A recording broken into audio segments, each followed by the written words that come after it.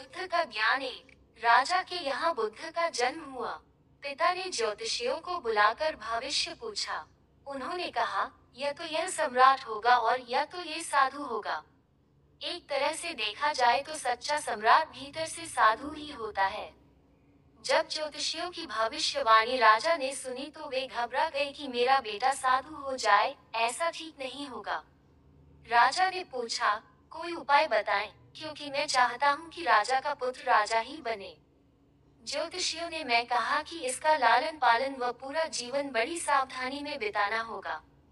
अर्थात आपका पुत्र सिद्धार्थ कभी किसी बूढ़े व्यक्ति को न देखे, कभी किसी बीमार व्यक्ति को न देखे और कभी किसी मरे हुए व्यक्ति को न देखे। जब तक ऐसा होगा तब तक वे राजा ही बने रहेंगे। अगर ऐसा नहीं हुआ तो वे साधु बन जाएंगे।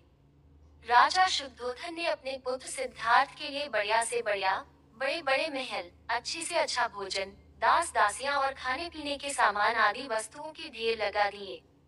पिता ने पुत्र को सुख सुविधाओं में इतना उलझा दिया कि उसे बाहर का संसार याद ही नहीं आया। शुद्धोधन ने समझ लिया कि अब इतने सुखों के आगे साधु बनने का प्रश्न ही उपस्थित नहीं होता। वे निश्चिंत हो गए। राजा शुद्धोधन ने बिल्कुल पक्की व्यवस्था कर रखी थी कि उनका पुत्र सिद्धार्थ जीवन में कभी भी वृद्ध, बीमार और मृतक व्यक्ति को देख न सके, क्योंकि वे अपने पुत्र को खोना नहीं चाहते थे। सिद्धार्थ का जीवन ऐश्वर्य और सुख सुविधाओं में बीत रहा था। उनके जवान होने पर एक सुंदर कन्या यशोधरा से उनका विवाह हो गया। विवाह हो जाने पर शुद्धोधन की आधी चिंता मिट गई। अब तो शादी हो गई, अब कहाँ जाएगा? अब तो मेरा पुत्र बंधन में बंध गया है, अब उसके कहीं जाने का सवाल ही नहीं उठता। 1 वर्ष बाद बेटे का भी जन्म हो गया। उसका नाम राहुल रखा गया। अब राजा शुद्धोधन को बिल्कुल पक्का विश्वास हो गया कि अब ये कहीं नहीं जा सकता। एक दिन सिद्धार्थ ने कहा कि पिताजी, आज तक मैंने कभी अपनी राजधानी नहीं देखी, आपकी आज्ञा हो तो आज देख आऊं। राजा ने कहा, हाँ हाँ अवश्य जाओ, अपना शहर देख कर आओ। एक सारथी को भी साथ में भेजा गया कि जाओ राजकुमार को राजधानी घुमा फिरा कर लाओ। फिर भी राजा ने चाक चौबंद इंतजाम कर रखा था कि कहीं चूक न हो जाए। सिद्धार्थ के लिए राजधानी के प्रमुख मार्ग खूब सजाए गए थे, पर घूमते घूमते सिद्धार्थ ने थोड़ा उल्टा मार्ग ले लिया।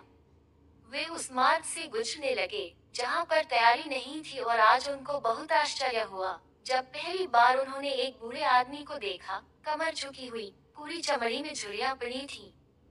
वह परेशानी और दुख से बेहाल था। उसकी चाल बहुत धीमी थी।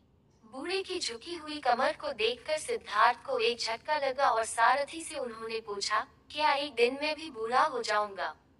सारथी ने कहा, हाँ राजकुमार, हर व्यक्ति के जीवन में 3 अवस्थाएं आती हैं, बचपन, जवानी और बुढ़ापा। एक दिन तुम भी बुढ़ापे की अवस्था में जाओगे। हे राजकुमार, ये संसार का नियम है। चाहे गरीब हो या अमीर, सबका शरीर शिथिल अर्थात बूढ़ा होता है।